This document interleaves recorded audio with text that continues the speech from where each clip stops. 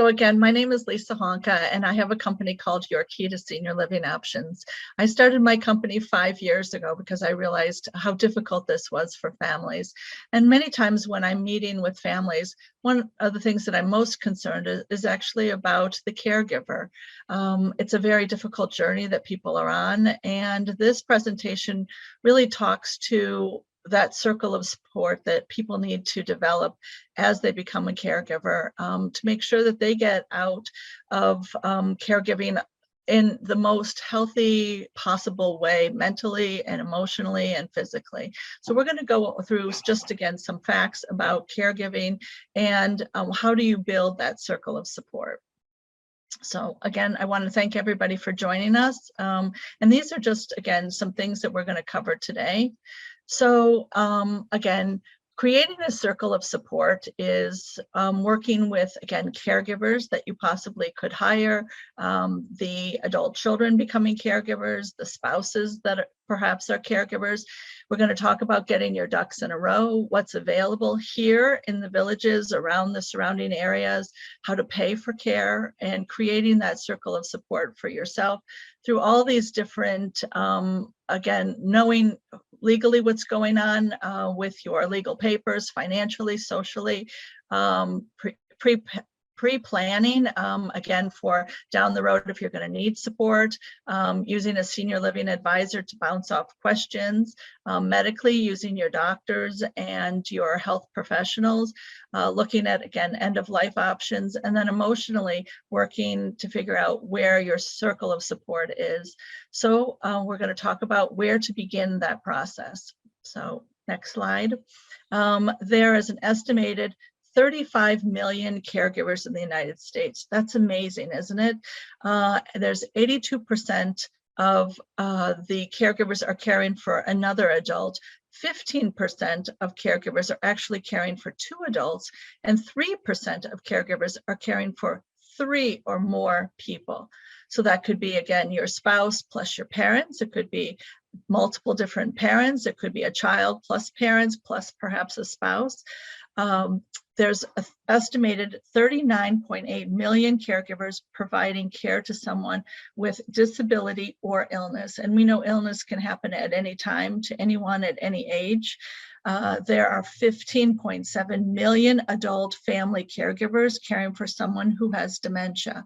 A lot of the families that I work with do have a diagnosis of Alzheimer's, dementia, Lewy body, frontal lobe, stroke-related dementia, or alcohol-related dementia, or accident-related dementia.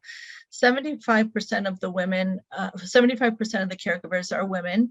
The average age of a caregiver is 49.2. So that would almost say that a lot of the caregivers that we're referencing could be the adult children of someone. It also could be a spouse with perhaps a child at home, or a early onset of a disease, or a debilitating illness, and someone is caring for someone in their home.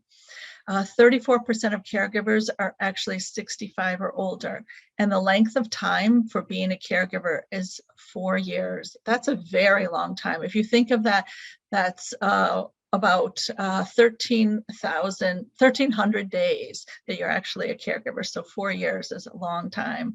And the average person does an average 24 caregiving tasks per week. So we'll go through some of those caregiving tasks that people are charged to do.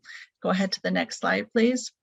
So number of hours. So as you see, the relationship is the younger you are, the less caregiving you do. The older you are, the more hours per week. 34.5 hours a 75-year-old is doing for their loved one. That's a lot of hours, right? If you think of that, that's nearly a full-time job on top of doing your, just living your life, right? And most 75-year-olds are retired. So again, doing a whole nother job, which is the caregiving task, is super amazing. And we see, again, that inverse relationship. As you age, you become perhaps a caregiver, and the hours that you devote to this per week is extraordinary. Go to the next slide, please. So the tasks that caregivers take on are typically personal care, again, showering, bathing, helping someone get dressed, managing medical conditions. So again, making appointments with doctors, making sure that they're getting to those appointments, making sure that they've got, again, are they going to need supplies? Are they going to need medications? Household tasks. So again, making sure that the house is safe, making sure that the bedding is clean, the laundry is done, transportation to appointments, to therapies, to support groups, to perhaps day programs, and then emotional support, right? As someone is going through a illness or needing that emotional support. So again, sitting with someone, supporting them, reassuring them, and then advocacy and making decisions. So whether that's, again, finding doctors, finding specialists, finding home care, finding daycare, finding sitters, that's a lot of, again, advocacy for the caregiver.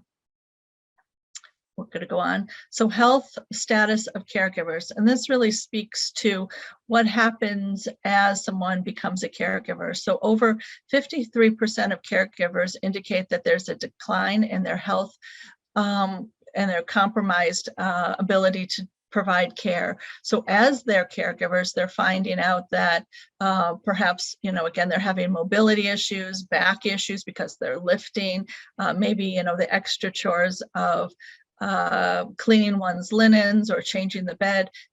It's harder for them to be caregivers. 45% of caregivers report experience of 14 or more mentally unhealthy days in the past month. That's saying that almost half of the days in a month, a caregiver, 14% of the caregivers are saying that they're feeling mentally unhealthy, whether that's feeling depression, anxiety, just again, worn out, sadness, depression. 17.6% of caregivers are reporting 14 or more physically unhealthy days. So again, are they having back issues, neck issues? Are they having mobility issues? Are they feeling upset stomachs? Are they having chronic headaches? Are they having, again, neck issues? What is happening with the caregiver? We're seeing that 14 days of the month, people are just not feeling physically or emotionally well. 36.6% of caregivers report not getting a sufficient enough sleep, and that also begins to wear down the caregiver by not getting sufficient sleep because of the, again, stress that they're under as a caregiver. Next slide, please. So the health status of caregivers. So 40.7% of caregivers are reporting that they have 2 or more chronic diseases. That's a lot to be managing. Not only as a caregiver, you're managing someone else, but to have 2 or more chronic diseases that you have, and you're trying to be that caregiver to someone else.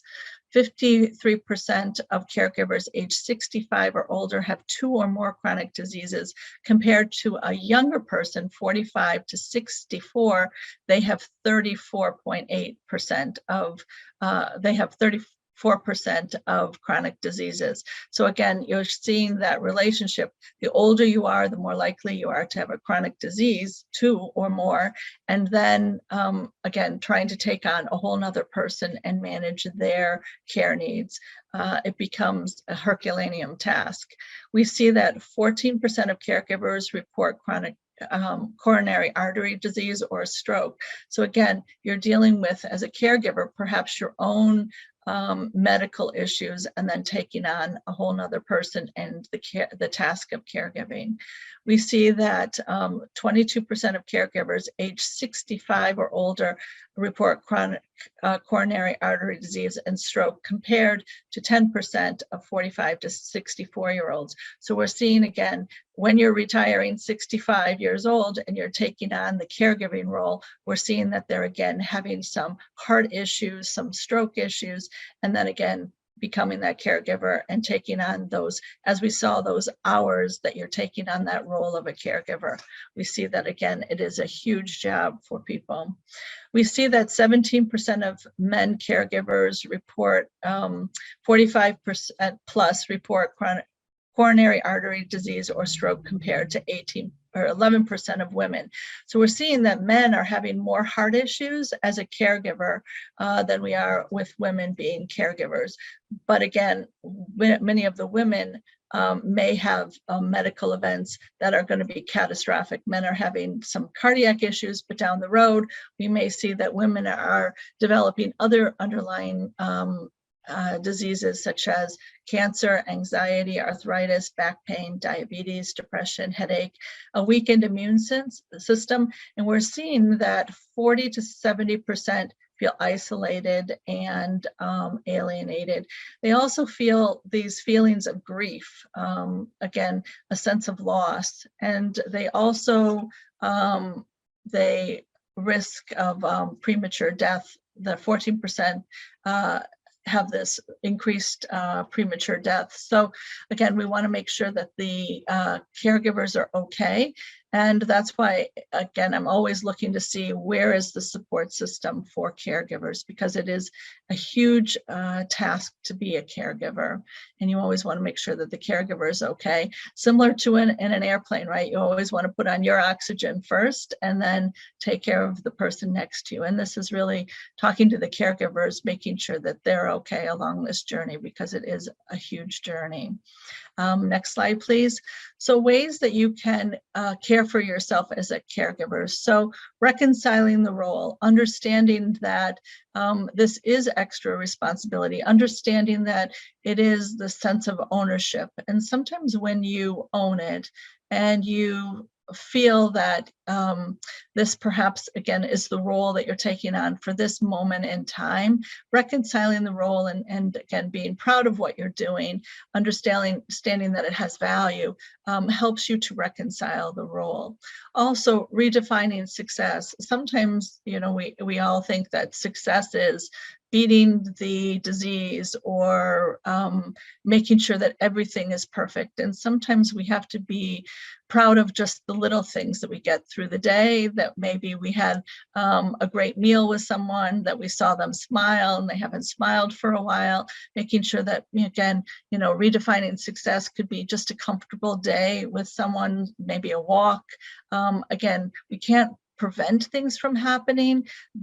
Sometimes the diseases will, again, continue on. There will be flare-ups, there will be the aging process, but sometimes just being happy about the little successes along the way. Also, try to find the positives. So again, being grateful for the successes that you've had during the day, such as journaling and talking about the, again, small successes that you've had along the way for the day and for the week and for the month. Look forward and to think about perhaps what you would like your life to look like beyond the caregiving. So is it looking forward to perhaps a trip in a few months to get away, maybe seeing family or being able to go see friends? Again, looking sometimes forward into the future. What day will you have off? When will maybe the caregivers come to give you a break? These are sometimes positive things that you need to look forward to again, make sure that you're okay through this process. Also, one of the things that we found is creating a sanctuary. Many of the caregivers that I talk about perhaps working on the computer or getting in chat rooms with other friends that they haven't seen, and just being able to connect with them. Sometimes, again, having a garden or a special spot that you can go to. Again, some of the caregivers talk about going on walks with friends, finding that peace, that connection with other people, or perhaps, you know, again, creating that sanctuary, that private space that they can go. Also, we want people to find ways to deal with the grief that you're experiencing. So again, working with groups like TLC and talking through the grief that you're feeling, that sense of loss, working with a counselor, a support group, perhaps a ministry, and just talking through the moments when you sometimes feel powerless or sad or tired. Meditation also is a good tool for dealing with your grief. So again, being able to get in that space sometimes when things are difficult, and to pull away and to have maybe that 5 to 15 minutes just to find peace and quiet and meditate is a good way to deal with your grief and to pull back and to maybe rejuvenate so that you can get through the rest of the day. And then also acknowledging when you're not okay. And this is important. Sometimes, especially we women, we are taskmasters and we push through and we do. And sometimes we have to acknowledge that maybe we're not having a good day, or maybe this is more difficult than we thought it was. Or again, being accepting of the fact that sometimes you might be angry or frustrated or sad or just blue, because this is a long journey and there is not a roadmap. Sometimes there are twists and turns and bumps along the way, and just acknowledging to yourself that things aren't okay, perhaps to family, to friends, and then again working with perhaps a support group to just say sometimes we're not okay and we do need some help along the way. And then recognizing signs of depletion. So again, if you find that you're losing your temper, you're not sleeping, you're feeling run down, you're feeling sad and blue, it is important that, again, you reach out and to find help, whether it be mental health specialists or physicians. There are signs that perhaps maybe you do need more support, and that's recognizing the signs of depletion as a caregiver and that you do need more help. So we're going to talk about next, getting your ducks in a row. And what I mean by this, and we'll go to the next slide, is we all know that things happen, right? Emergency things happen. We're getting new diagnosis and things happen. Perhaps there's been an accident and something happens. So we know that the what ifs in life can happen at any time. And the what ifs what if the what ifs happen to you or to a loved one? Do you have a plan? And so a lot of the families that I work with, we work years in advance of having a plan. I'm working with a family now that years ago, the wife had said, my husband has had some strokes and I don't know when or if things will change. And sure enough, things did change and he had another stroke. And so now we're planning for the next step. She was doing great at home with him, and now things change in a moment. I have other people that say, you know, they've had new diagnosis or perhaps diagnosis of things that they had years ago.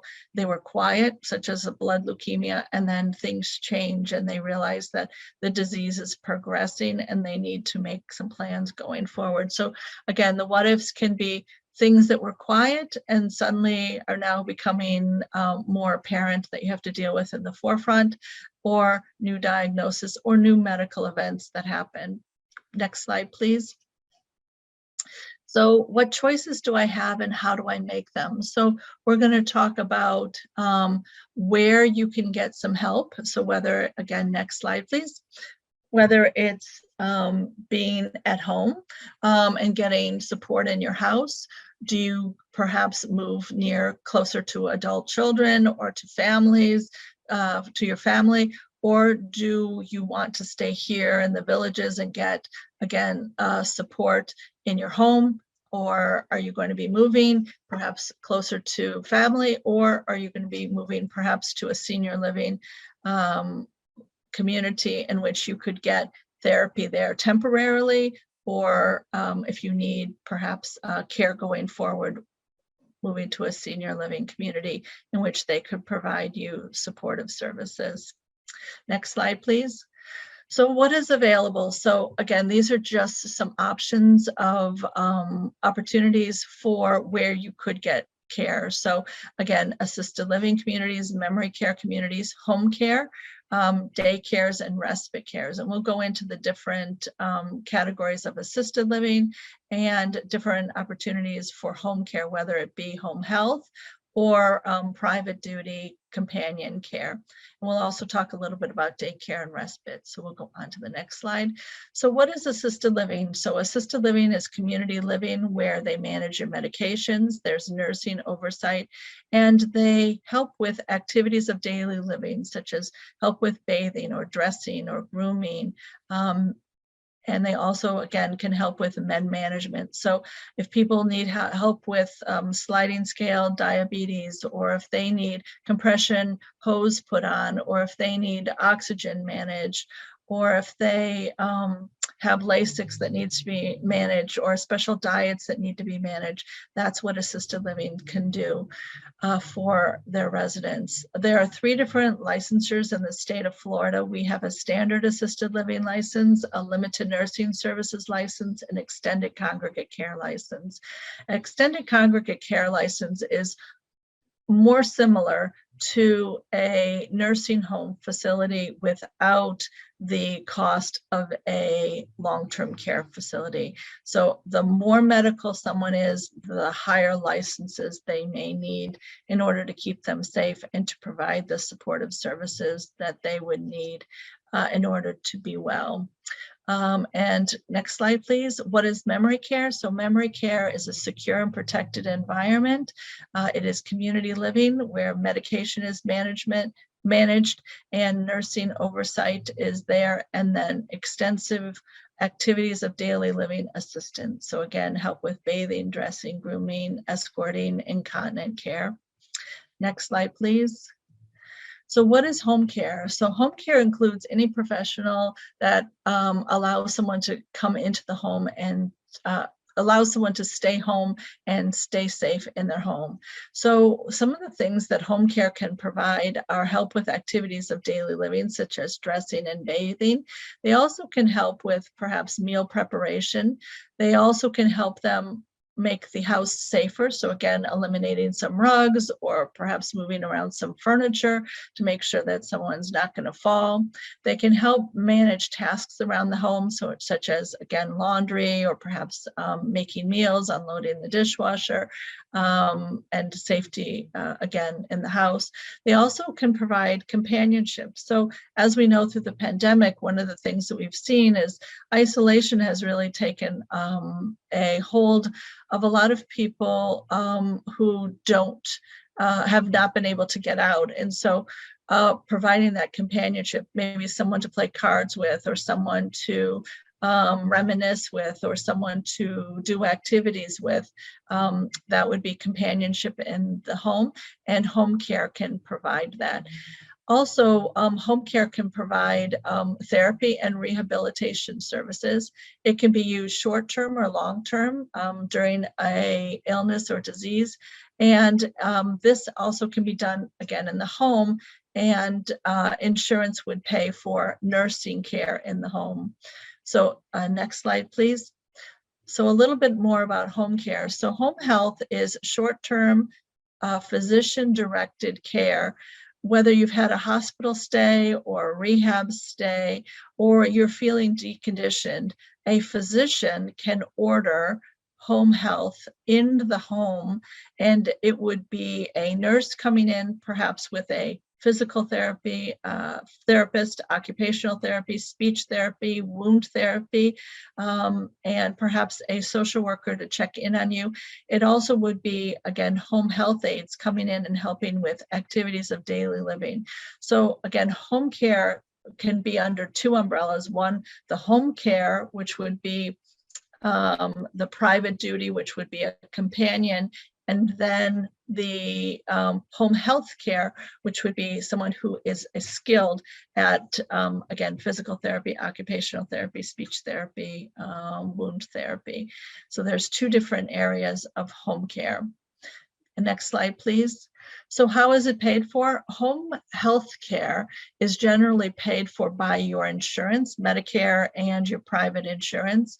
And again, most insurances will qualify you for 64 Medicare days a year. So if someone's becoming deconditioned at home, they have a chronic disease, and their physician's orders home health in their home, they are eligible for 64 Medicare days a year. So you can do 30 at the beginning of the year and 30 at the end of the year. I encourage all families who I work with who feel deconditioned, who feel that mobility is an issue or their stamina just isn't the same, to contact their primary care physician and see if they're eligible under their Medicare to get some therapy in the house, paid for again by the Medicare or the private insurance supplement. Next slide, please. So types of home care, again, personal care, companionship.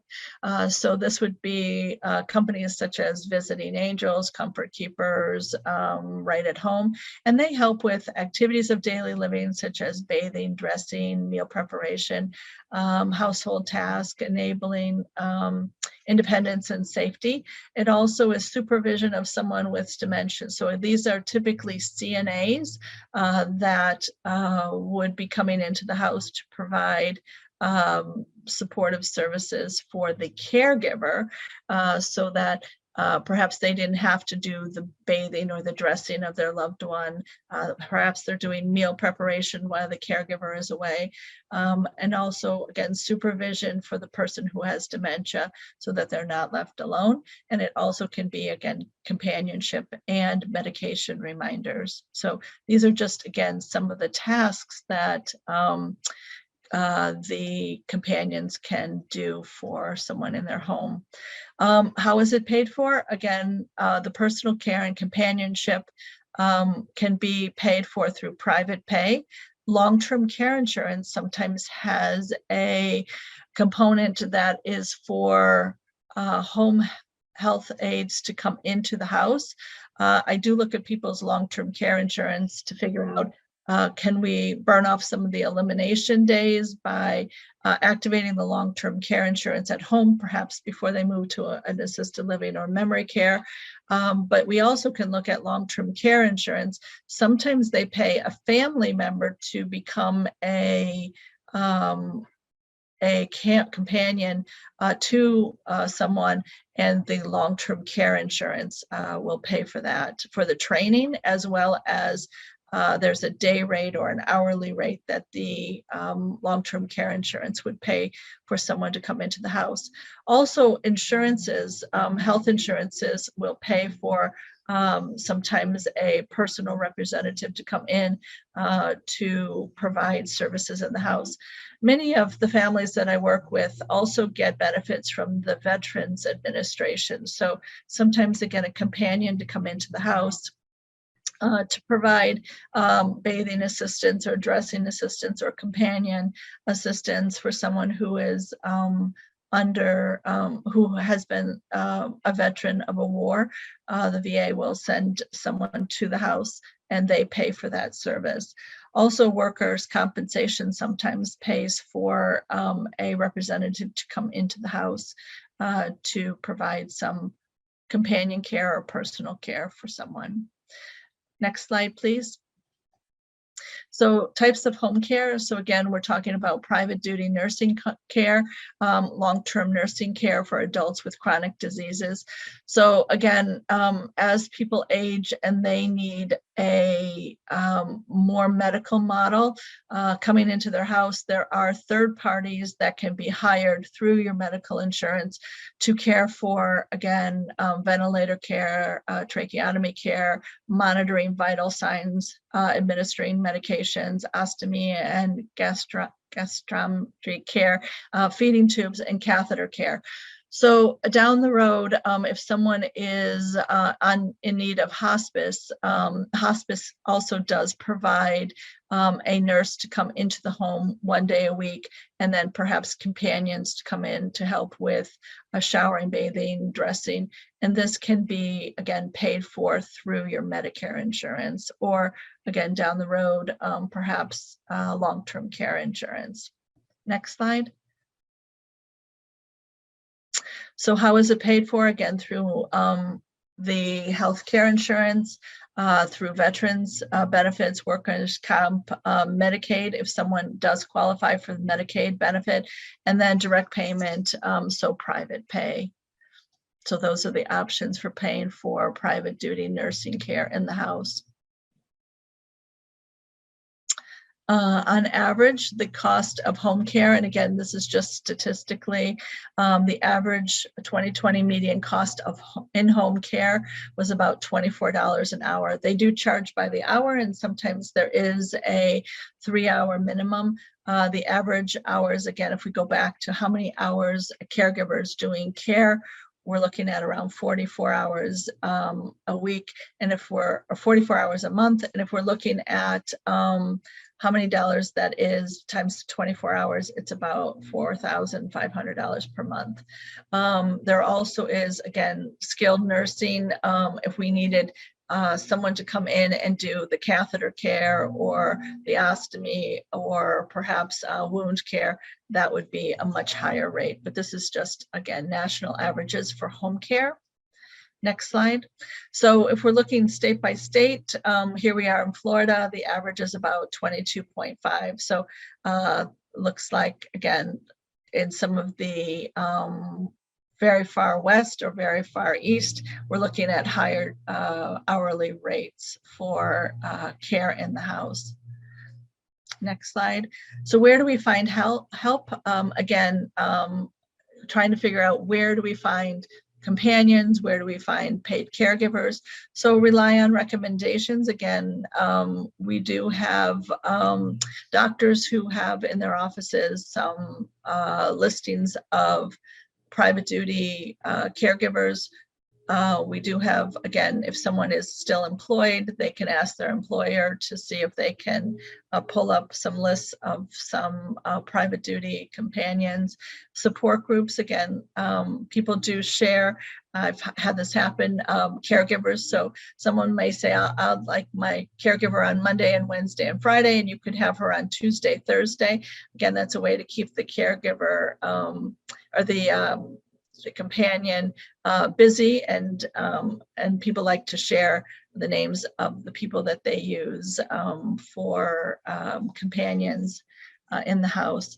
Again, a locator service, and then again, I have lists of companies that I work with that provide home care. And I'm constantly hearing back from families who they like and who maybe they've had some challenges with. So I do have a list if anybody was ever looking for a caregiver list of companions.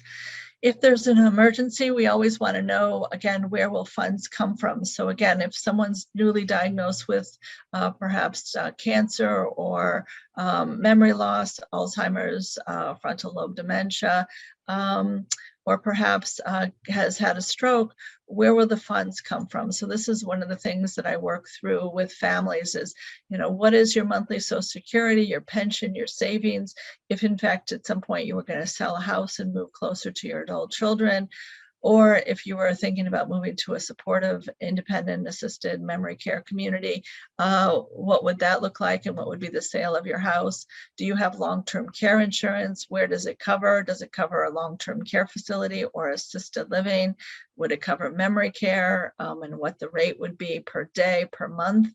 And then what's the lifetime benefit?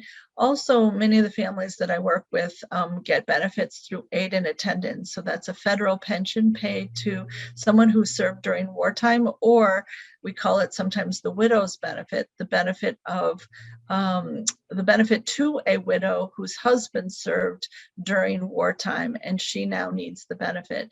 That is based on, again, a medical need as well as a financial need. So again, sometimes people choose to activate the aid and attendance in their home, but the rate for being in a facility, whether it be assisted living or memory care, is far higher than would pay for someone to get care in their home through the aid and attendance benefit.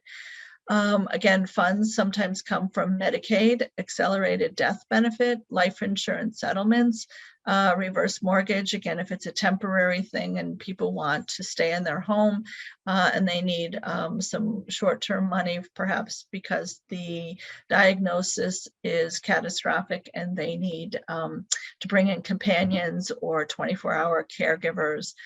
Sometimes people reach out and get a reverse mortgage in order to pay for the care for someone in their home.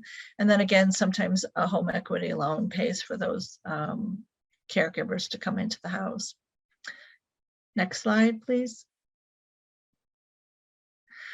So if we look at how long should I budget for? So again, this is national averages. The national average for someone living in an assisted living in the United States is 21 months. Memory care is about 24 to 36 months.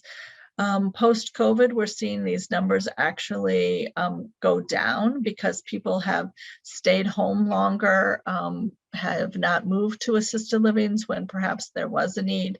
They've tried to get home care in their homes. They've also pushed off perhaps going to a memory care, again, trying to stay out of a group living experience because of, again, COVID. And so I'm seeing more like 18 months for assisted living communities and memory care about the same 18 months.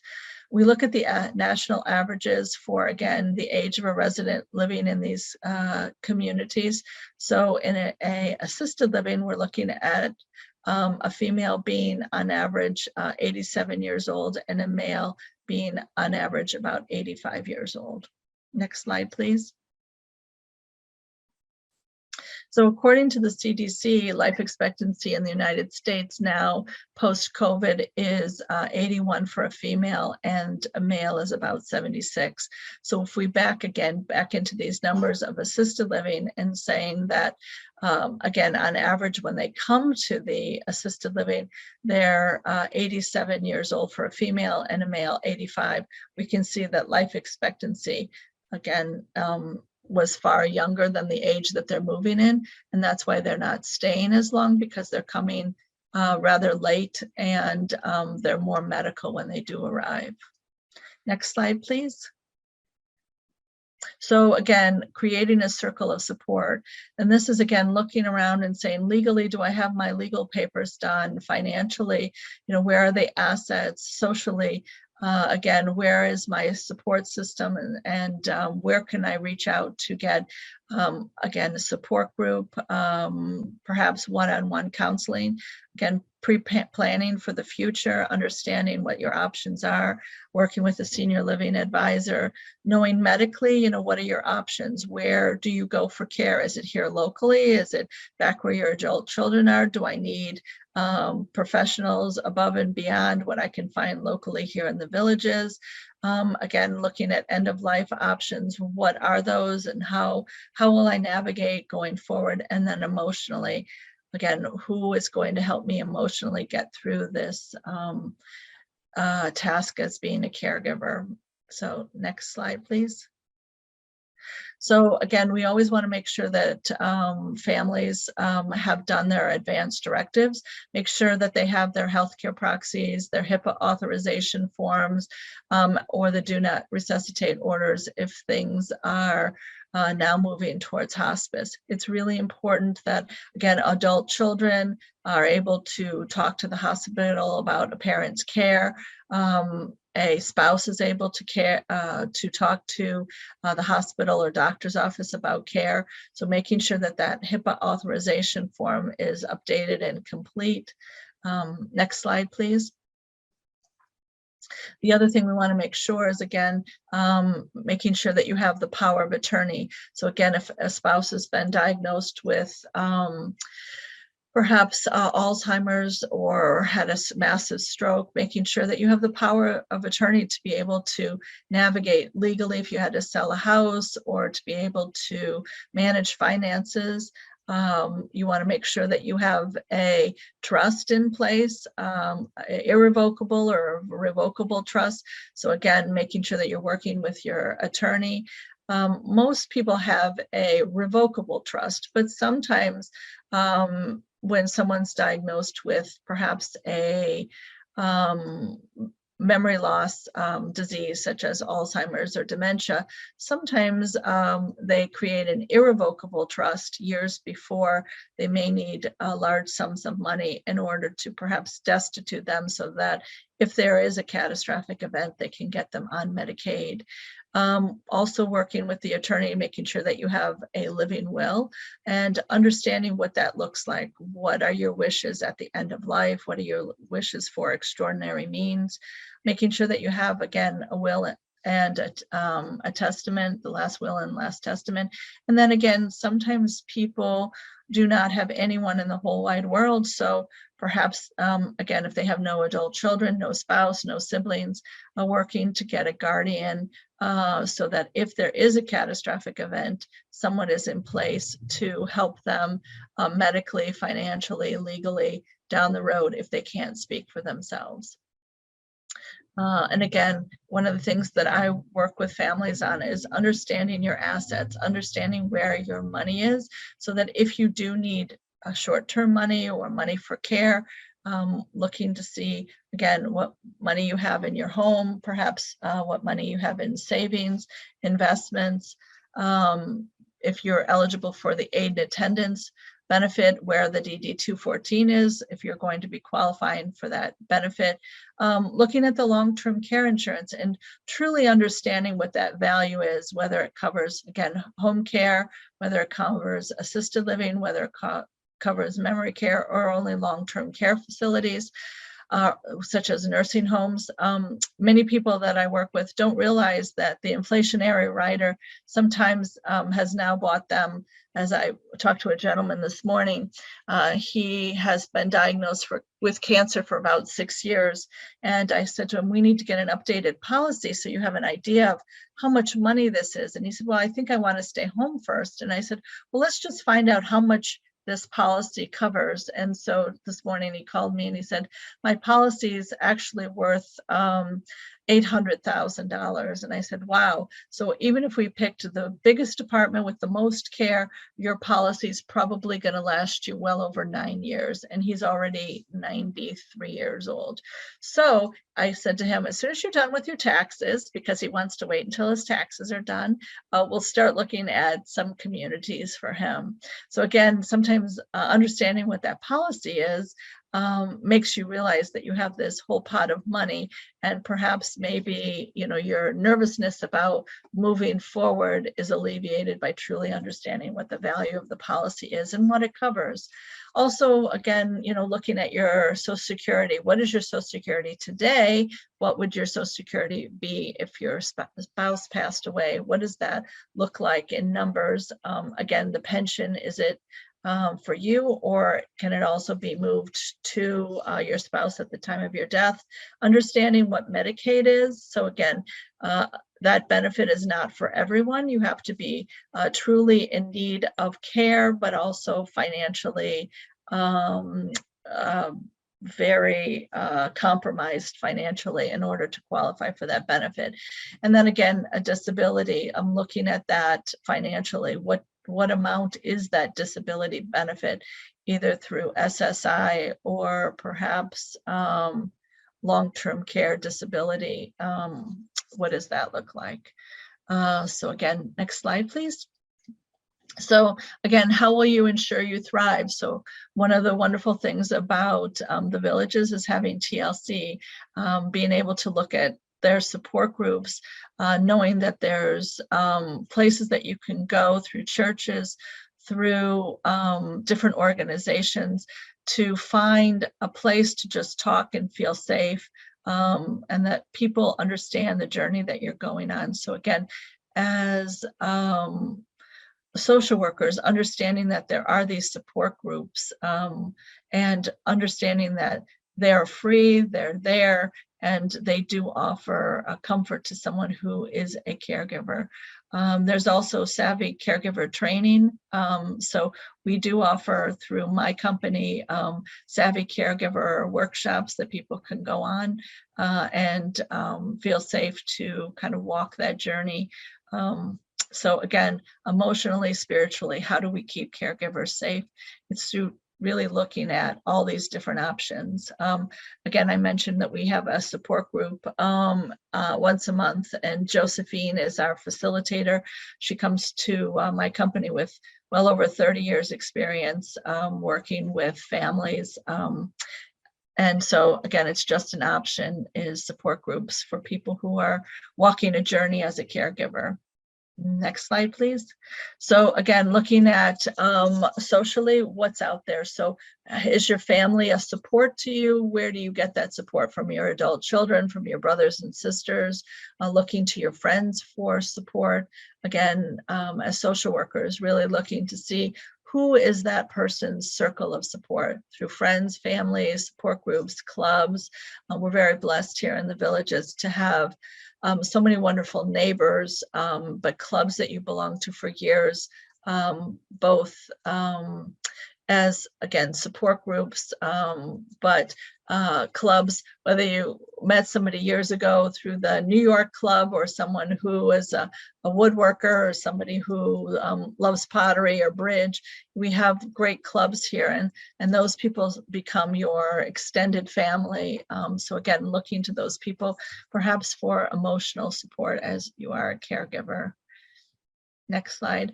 One of the things that I work with families on is creating a emergency binder. So what to put in your emergency binder. And these are, again, just something that if anybody's interested in, I certainly can mail you this, or I can send you electronically a copy of this.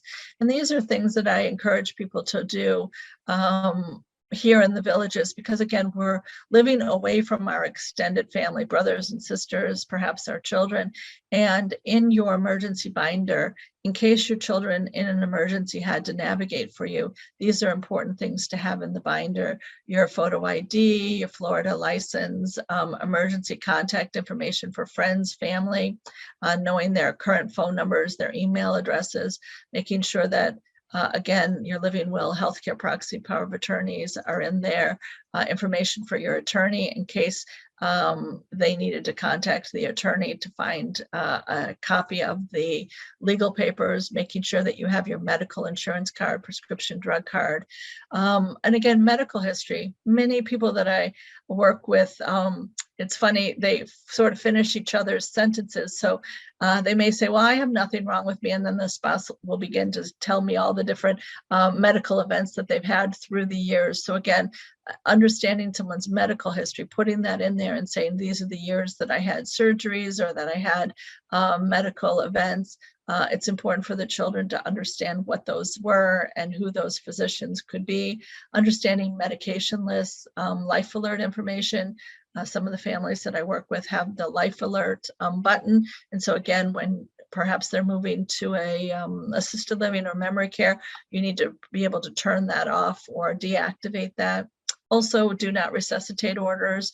This would be on a yellow piece of paper, and this is important to keep on your fridge for the emergency 911 visits, or again, in your binder, making sure that you have that form done on yellow paper. And then again, for the adult children, knowing where the long-term care insurance policy is, the names of the banks of all the financial institutions, places of worship. If you've already made final arrangements, making sure that your children know, are you going to be buried in Bushnell and the Veterans Cemetery, or do you have 5 wishes? Are you an organ donor or donating your body to science? And then again, if people are going after the aid and attendance benefit, understanding where the DD 214 is and do they truly qualify for veterans benefits. And then again, have you looked at particular assisted living memory cares, and what would be your choice if you had to move for a short-term stay or a long-term stay? Again, this is just social workers looking at this to keep caregivers safe. These are things that they need to do in order to have a roadmap to what their wishes would be, versus the adult children kind of coming in and saying, okay, where is all the information? where do we go from here? We're in crisis. This is putting it in one place. So the adult children, the brothers and sisters, whoever the point person is, can help navigate for someone. Next slide, please. So one of the things that I created, actually Maureen created, was this emergency toolbox. So I encourage everyone to go to my website. If you can't download it, let me know and I can send you a copy. But this is, again, if you need step-by-step how to create that emergency binder with all of the information. And this is page after page of just filling this out and putting it in your binder, so that, again, if a family member had to navigate for you in an emergency, what is there? And again, this is important because we want to make sure that the caregivers are okay. But if there was an emergency with a caregiver, what do they need to know about the person that they've been caring for? So it's good that the caregiver does it, but as well as the have this done for the person who is needing the care. Next slide. So again, I encourage everyone to be 5 years early in the planning than 5 minutes too late. So one of the things we do is, again, working on that circle of support, going to webinars like this, and just, again, learning about what are the options to keep someone safe. Where do we go for help as a caregiver, understanding that the doctor can help lead to get you some in-home care. Perhaps, again, working in support groups to find out who they use as companions if you need it. But again, developing that plan so that if you are a caregiver to someone who's 5 years older than you, 10 years older than you, 15 years older than you, or again, younger, and you are the caregiver, how do you make sure that you stay safe? So again, developing a plan, a roadmap to what your wishes would be, as well as their wishes. Next slide. So where do I start? Again, when I work with families, what I'm asking them is, what's your desired locations? What are your current medical conditions, and how do we manage those going forward?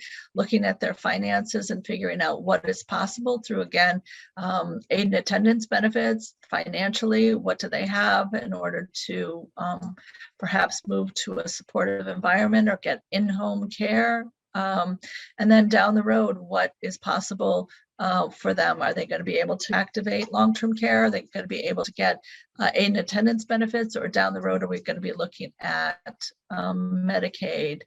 And then working with people on what is their wish list. What do caregivers need going forward? And if something happens to them, what is their wish for perhaps the one that they've been caring for? So what is the plan going forward?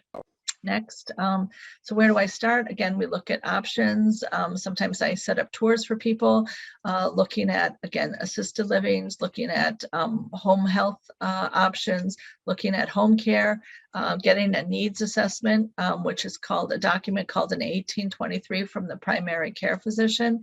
And this is done so if someone is thinking about moving to assisted living, even temporarily as a respite, for a week, for a day, for a month, for a few months, perhaps as the caregiver needs a break or needs to have surgery or has a procedure. The 1823 lists all medications, diagnosis, and what activities of daily living someone needs help with, so that the community can match the care that they're providing to the individual that's moving into their facility.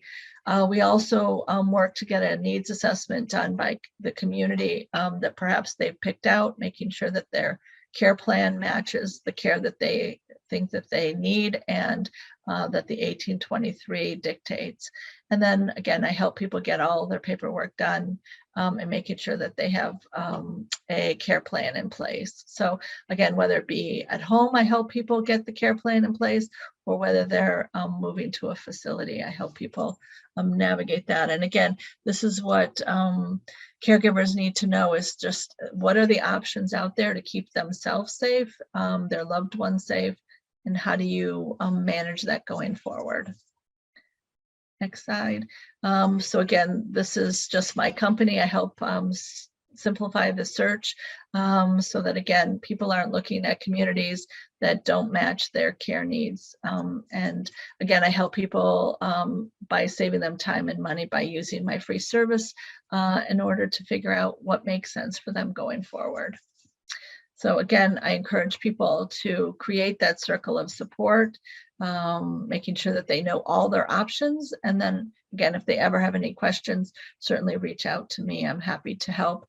This is my picture, and then this is Josephine. And I think Josephine is at Seabreeze now.